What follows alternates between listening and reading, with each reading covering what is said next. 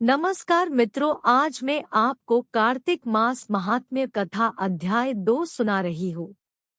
अगर आपने अभी तक हमारा चैनल सब्सक्राइब नहीं किया है तो अभी कर ले। भगवान श्री कृष्ण आगे बोले, हे प्रिय, जब गुणवती को राक्षस द्वारा अपने पति एवं पिता के मारे जाने का समाचार मिला तो वह विलाप करने लगी। हाँ नाथ, हाँ पिता, मुझको त्याग कर तुम कहाँ चले गए? मैं अकेली स्त्री तुम्हारे बिना अब क्या करूं? अब मेरे भोजन, वस्त्र आदि की व्यवस्था कौन करेगा? घर में प्रेम पूर्वक मेरा पालन पोषण कौन करेगा? मैं कुछ भी नहीं कर सकती। मुझ विधवा की कौन रक्षा करेगा? मैं कहाँ जाऊं? मेरे पास तो अब कोई ठिकाना भी नहीं रहा। इस प्रकार विलाप करते हुए गुणवती चक्कर खाकर धरती पर गिर पड़ी और बेहोश हो गई। बहुत देर बाद जब उसे होश आया तो वह पहले की ही भांति करुण विलाप करते हुए शोक सागर में डूब गई। कुछ समय के पश्चात जब वह संभली तो उसे ध्यान आया कि पिता और पति की मृत्यु के बाद मुझे उनकी क्रिया करनी चाहिए, जिससे उनकी गति हो सके। इसलिए उसने अपने घर का सारा सामान बेच दिया और उससे प्राप्त धन से उसने अपने पिता एवं पति का श्राद्ध आदि कर्म किया।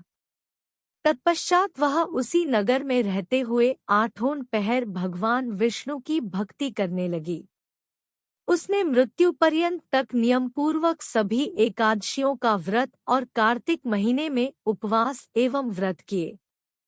हे प्रिय, एकादशी और कार्तिक व्रत मुझे बहुत ही प्रिय है। इनसे मुक्ति, भुक्ति, पुत्र तथा संपत्ति प्राप्त होती है। कार्तिक मास में जब तुला राशि पर सूर्य आता है तब ब्रह्म मुहूर्त में उठकर स्नान करने व व्रत व उपवास करने वाले मनुष्य मुझे बहुत प्रिय हैं, क्योंकि यदि उन्होंने पाप भी किए हों तो भी स्नान व व्रत के प्रभाव से उन्हें मोक्ष प्राप्त हो जाता है। कार्तिक में स्नान, जागरण, दीपदान तथा तुलसी के पौधे की रक्षा करने वाले मनुष्य साक्षात भगवान विष्णु के समान है। कार्तिक मास में मंदिर में झाड़ू लगाने वाले, स्वस्तिक बनाने वाले तथा भगवान विष्णु की पूजा करने वाले मनुष्य जन्म मरण के चक्कर से छुटकारा पा जाते हैं। यह सुनकर गुणवती भी प्रतिवर्ष श्रद्धापूर्वक कार्तिक का व्रत और भगवान विष्णु की पूजा करने लगी। हे प्रिय, एक बार उसे ज्वर हो गया और वह बहुत कमजोर भी हो गई, फिर भी वह किसी प्रकार गंगा स्नान के लिए चली गई। गंगा तक तो वह पहुंच गई, परंतु शीत के कारण वह बुरी तरह से कांप रही थी। इस कारण वह शिथिल हो गई। तब मेरे भगवान विष्णु दूत उसे मेरे धाम में ले आए।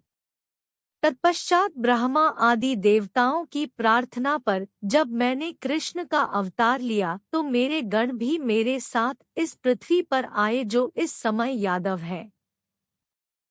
तुम्हारे पिता पूर्वजन्म में देवशर्मा थे तो इस समय सत्राजित है।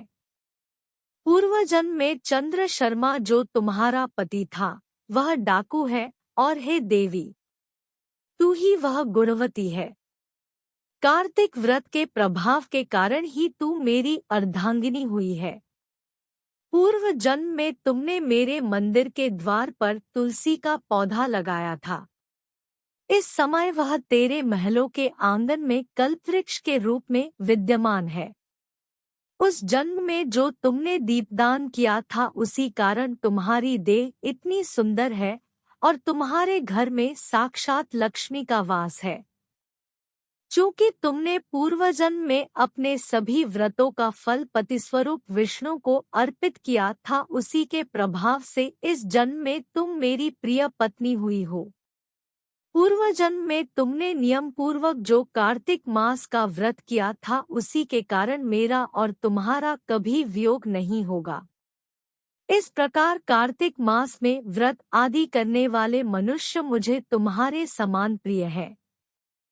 दूसरे जप तप, यज्ञ, दान आदि करने से प्राप्त फल कार्तिक मास में किए गए व्रत के फल से बहुत थोड़ा होता है, अर्थात कार्तिक मास के व्रतों का 16वां भाग भी नहीं होता है। इस प्रकार सत्यभामा भगवान श्री कृष्ण के मुख से अपने पूर्वजन्म के पुण्य का प्रभाव सुनकर बहुत प्रसन्न हुई